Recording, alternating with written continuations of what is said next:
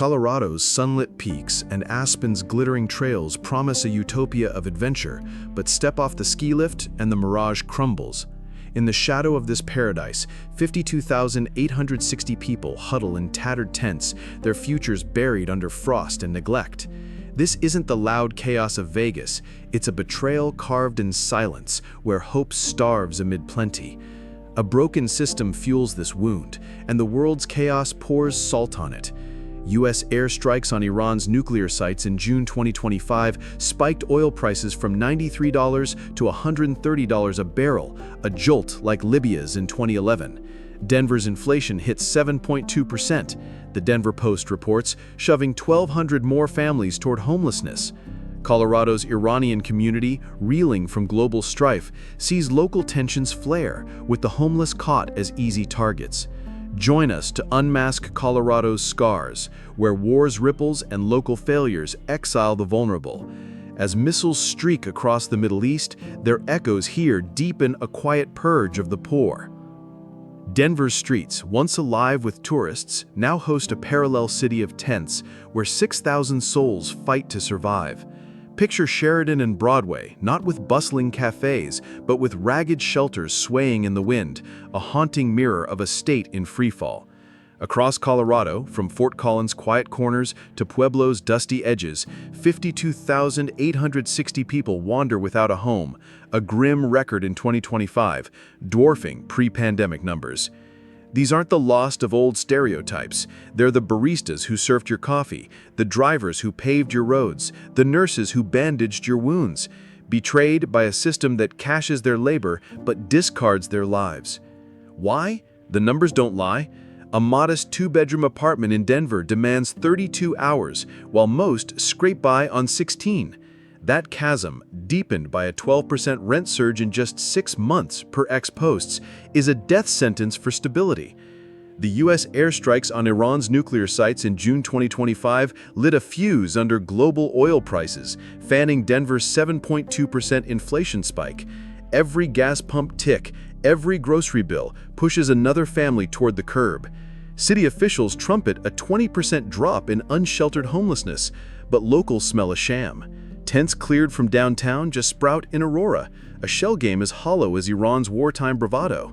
This isn't progress, it's a carousel of despair, spinning faster with each headline of distant missiles. As global oil markets churn, Denver's rent crisis ensures no one escapes the streets for long. Denver's neighborhoods hum with unease, split down the middle like a cracked sidewalk. On one side, hearts ache for the homeless, seeing them as casualties of a rigged game. On the other, fists clench, blaming them for litter and chaos, as if hunger were a choice. It's easy to scowl at a stranger's tarp, harder to judge the weary eyes of a grandfather at a bus stop, or a mom cradling her kid in a frostbitten car. Yet in 2025, Colorado's spirit frays, torn by fear and finger-pointing. This isn't just local squabbling. A Molotov cocktail attack in Boulder on June 1, 2025 left 12 injured, the attacker shouting, "Free Palestine," amid global Israel-Iran tensions. That violence, tied to U.S. airstrikes on Iran, has Colorado's Iranian community bracing for backlash, their anxiety fueling broader distrust. A Colorado Sun survey finds 65% of Denverites feel less safe, rattled by world events. Like Tehran's polarized streets, Denver's unity crumbles, with the homeless scapegoated as threats. When faith and fairness fades, what's left? A community, or just survivors passing in the dark? In Denver, a tarp strung between trees is the thinnest thread of home, until it's ripped away. In June 2025, 200 people woke to chaos, not dawn, as bulldozers roared and sirens wailed, ordering, "Get out now!" Westward reports no warning, no shelter offered, just belongings crushed like dreams in a landfill. Across the globe, Mortaza, a Tehran worker, clutched his wounds from a bombed prison, crying out, "Why won't the West condemn this?" Both Denver's displaced and Tehran's scarred are pawns in systems that discard the weak. Take Sarah Holt, a Denver mom who called a tent her refuge for 9 months. "It's like being caged in a nightmare," she whispered. Her keepsakes, photos, a child's drawing, swept into trash heaps. She expected a cleanup someday, but not this.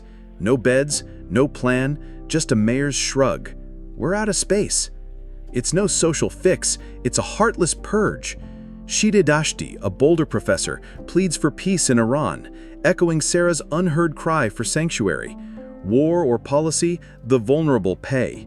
All we want is a chance to stand, Sarah says, her voice lost in Denver's cold wind. The raids don't end homelessness. They scatter it like ash. In Denver, those swept from camps drift to park benches, alley corners, and shop doorways, ghosts in a city that won't claim them. Like Tehran civilians fleeing bombed streets, they're refugees of a system that uproots without replanting. A Westward Post notes 2,000 souls displaced in June 2025, left to wander with no refuge. Denver taps a program to shelter 2,000, with 1,500 finding temporary beds, 90% stay, averaging 98 days. A flicker of hope? Hardly. Budget cuts, slashed 15% by inflation's bite, sent 132 back to the pavement, not by choice, but by a clock that ran out. Others, burned by red tape or distrust, opt out entirely. This isn't the Denver of pioneer grit. It's a city where global chaos, U.S. airstrikes on Iran spiking oil prices, chokes welfare funds. Arapahoe County's residents vote for shiny roads and police patrols over human lives, blind to the cost. When tents are raised without a lifeline, it's not just canvas that's torn, it's the last shred of belief in a fair shot. If poets and plumbers, once proud, are cast aside, who's safe when the system buckles? Some places carry spring in their bones. Think Honolulu's endless sun. Lakewood, Colorado, isn't one of them. Once a tranquil haven near Denver, its parks and quiet streets drew families seeking peace. Now, it's a town cloaked in frost, where hope cracks like thin ice. Tents bloom like weeds along trails, a grim harvest no one claims. Residents, per Lakewood Sentinel, say 40% gripe about camps near parks, demanding cleanups, while the homeless shiver just yards from glowing porch lights. The despair runs deeper than numbers. Nobody owns the problem. State land, not city, hosts these camps, so complaints, trash heaps, smoldering fires, polluted creeks, hit a wall. Not our call. It's Tehran's chaos in miniature, where blame flies but solutions stall. Global strife doesn't help either. Israel-Iran clashes in 2025 spiked oil prices, slowing U.S. growth and hiking Lakewood's food costs 10%. Everyone feels the pinch.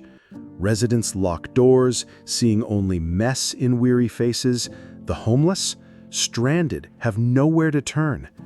It's not hate, one local sighs, but the litter, the needles, it's wrong. The systems tangle, not the people, broke this dream. While officials dodge, Lakewood's stuck in a cold no-policy thaws. What the homeless need isn't another sweep. It's a place to call home. In Colorado, life for the homeless is a cruel riddle. No job without a home, no home without a job. It's a maze with no exit where every turn leads back to the street. Want a paycheck? Show an address. Want a lease? Flash a paycheck. Between these walls lies a void no grit can fill. Tents are torn down by dawn raids, sleep shattered by sirens, survival eating every ounce of strength. Determination alone can't climb this cliff. This isn't just Denver's failure, it's a global echo. In Iran, teacher Sapide blames her government's missteps for inflation that chokes families, much like Colorado's soaring costs. U.S. airstrikes on Iran in 2025 spiked oil prices, squeezing Denver's economy, where 1,500 homeless students per Chalkbeat, Colorado, dodged taunts at school, branded as poor criminals. Their shame isn't fleeting, it festers, passed down like a family curse. Across the sea, Tehran's poor drift under war's shadow. Here, kids hide their faces, learning survival over dreams. Temporary shelters, They're band-aids on a broken leg.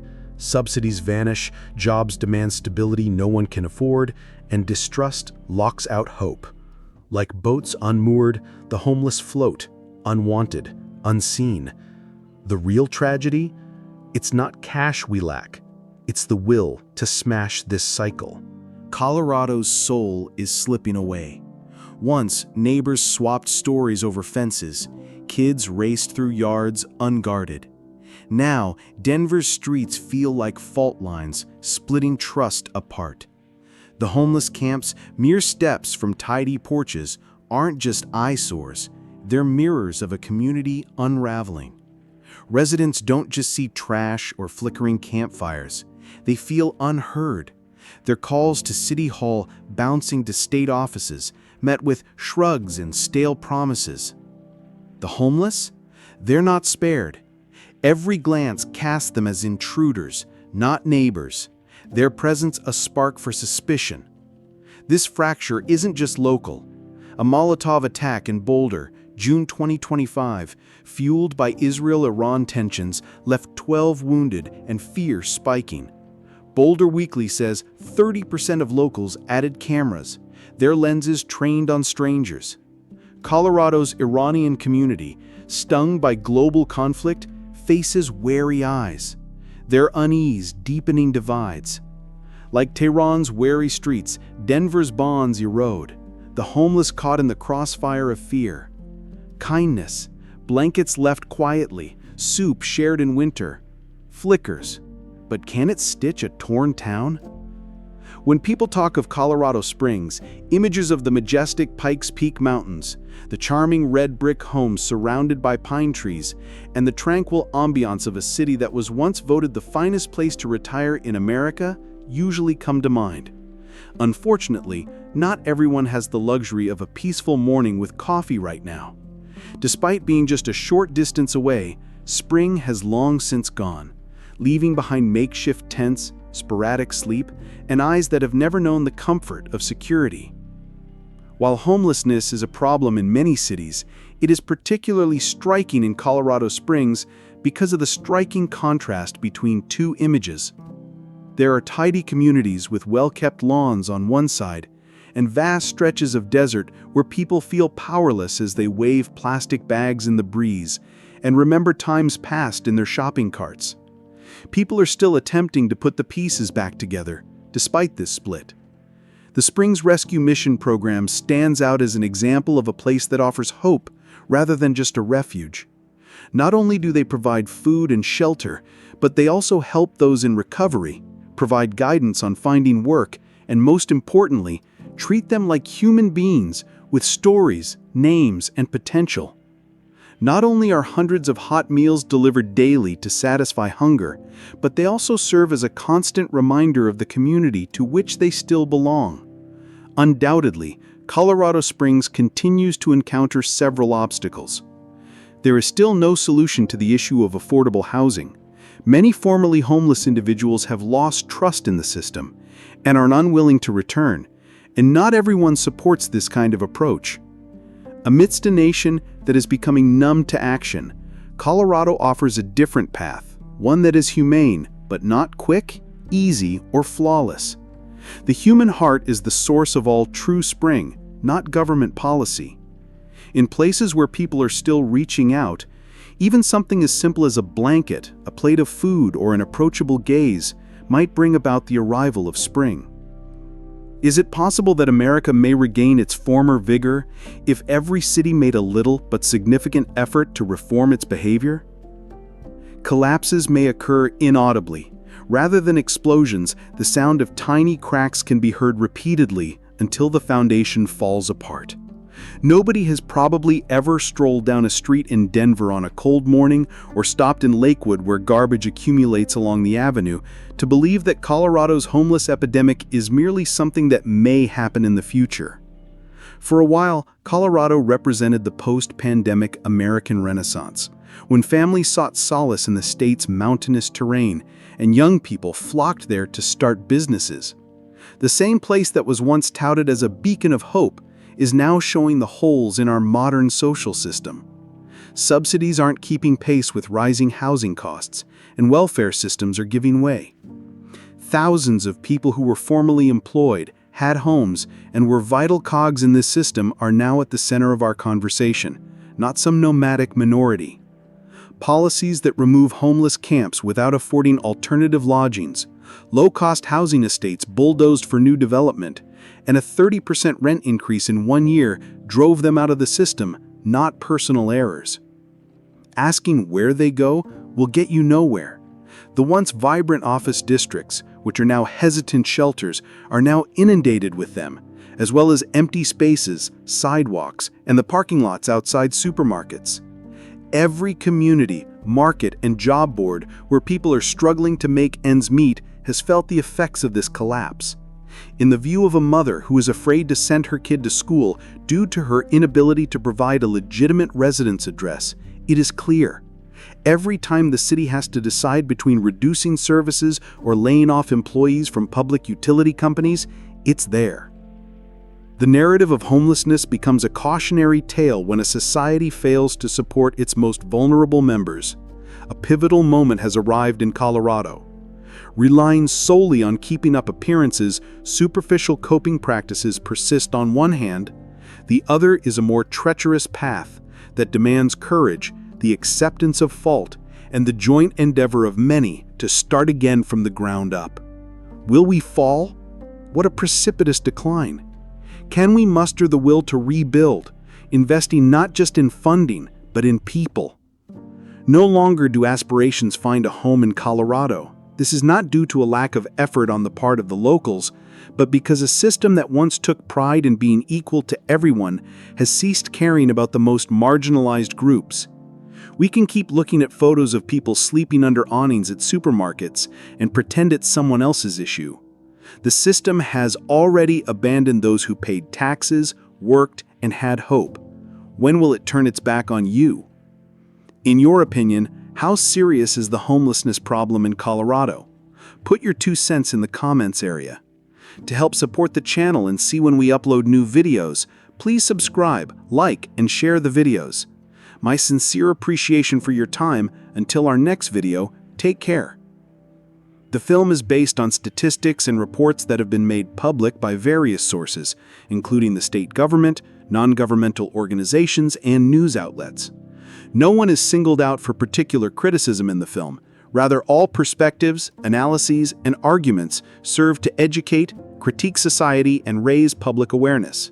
Viewers are encouraged to comment in a respectful and courteous way, and we value all viewpoints.